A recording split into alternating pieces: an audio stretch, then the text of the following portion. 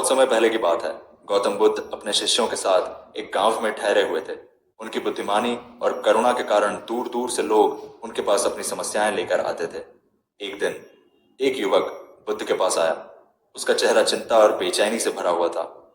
युवक ने कहा, गुरुजी, मेरा मन बहुत अशांत है। मैं जो भी काम करता हूँ उसमें मन नहीं लगता और मेरा बनता हुआ काम भी बिगड़ जाता है। मैं हमेशा परेशान रहता हूँ। कृपया मुझे इसका कोई समाधान बताएं। गौतम बुद्ध ने मुस्कुराते हुए कहा, मैं तुम्हारी समस्या का हल जरूर बताऊंगा, लेकिन पहले तुम्हें मेरे साथ कुछ समय बिताना होगा। क्या तुम तैयार हो? युवक ने सहमति में सिर हिलाया। बुद्ध ने उसे अपने साथ नदी किनारे चलने के लिए कहा। उनके शिष्य भी उनके साथ चल पड़े। जब वे नदी के पास पहुंचे तो बुद्ध ने युवक से कहा, इस पानी को देखो, यह कितना साफ और शांत है। क्या तुम इसमें अपनी परछाई देख सकते हो? युवक ने नदी में झांक कर देखा और कहा, हाँ गुरुजी, यह पानी बिल्कुल साफ है, इसलिए इसमें मेरी परछाई स्पष्ट दिख रही है। बुद्ध ने मुस्कुराते हुए कहा, अब इस पानी में एक लकड़ी से हलचल पैदा करो। युवक ने एक लकड़ी उठाई और पानी को हिलाने लगा। अब पानी गंदा हो गया और उसमें लहरें बनने लगीं। बुद्ध ने पूछा, अब क्या तुम अपनी परछाई देख सकते हो? युवक ने सिर हिलाकर कहा, नहीं गुरुजी, अब पानी में गंदगी और लहरें हैं, इसलिए मैं अपनी परछाई नहीं देख पा रहा हूं। बुद्ध ने फिर पूछा, अगर तुम इस पानी को ऐसे ही छोड़ दो और इसे शांत होने का समय दो तो क्या होगा?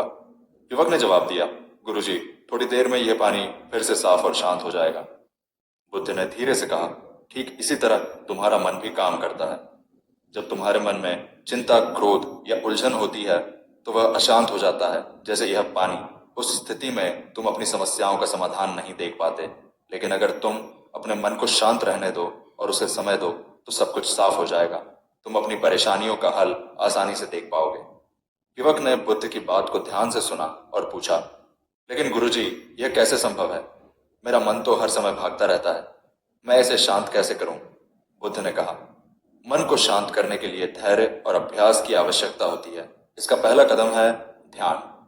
बुद्ध ने युवक को ध्यान का तरीका समझाया। उन्होंने कहा, हर दिन कुछ समय निकालकर शांत स्थान पर बैठो, अपनी आंखें बंद करो और अपनी सांसों पर ध्यान दो। जब तुम्हारा मन भटके तो उसे प्यार से वापस लाओ। यह प्रक्रिया तुम्हें धीरे धीरे अपने मन पर नियंत्रण करना सिखाएगी। बुद्ध ने आगे कहा, ध्यान के अलावा जीवन में हर स्थिति को स्वीकार करना सीखो। चिंता और परेशानियों में मुझसे भागने की कोशिश मत करो, उन्हें समझने और उनका सामना करने का साहस रखो। जब तुम जीवन को वैसे ही स्वीकार करना सीखोगे जैसा वह है तो तुम्हारा मन स्वतः शांत हो जाएगा।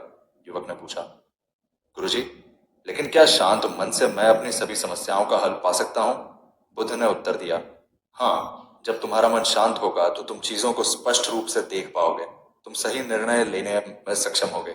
शांत मन से ही सबसे बड़ी समस्याओं का हल पाया जा सकता है। बुद्ध ने फिर एक और उदाहरण दिया। उन्होंने एक कटोरे में पानी भरा और उसमें मिट्टी डाल दी। पानी गंदा हो गया। बुद्ध ने कटोरा युवक के हाथ में देते हुए कहा, इसे बिना हिलाए थोड़ी देर रखो। युवक ने कटोरे को स्थिर रखा। कुछ देर बाद मिट्टी कटोरे के तल में बैठ गई और पानी फिर से साफ हो गया। बुद्ध ने कहा, देखो, जब तुम मन को स्थिर रहने देते हो तो उसमें जमा सारी गंदगी नीचे बैठ जाती है और सब कुछ स्पष्ट हो जाता है। यही शांत मन की शक्ति है। युवक ने बुद्ध की बातों को समझा और उनके निर्देशों का पालन करने का वचन दिया। उसने ध्यान और स्वीकृति का अभ्यास शुरू किया। कुछ ही समय में उसका मन शांत रहने लगा और वह जीवन की समस्याओं का सामना पहले से अधिक कुशलता और धैर्य के साथ करने लगा। यह कहानी हमें सिखाती है कि जीवन की समस्याओं का समाधान पाने के लिए सबसे पहले हमें अपने मन को शांत करना होगा। जब मन शांत होगा तो हम सही निर्णय ले पाएंगे और अपनी परेशानियों का हल भी ढूंढ सकेंगे। याद रखें, शांत मन से सब कुछ हासिल किया जा सकता है। दोस्तों, अपना कीमती समय देने के लिए धन्यवाद। हम ऐसे ही मोटिवेशनल स्टोरी आपके लिए लाते रहेंगे। वीडियो को लाइक और चैनल को सब्सक्राइब जरूर कीजिएगा। कोई सवाल हो तो कमेंट बॉक्स में पूछ सकते हैं। धन्यवाद।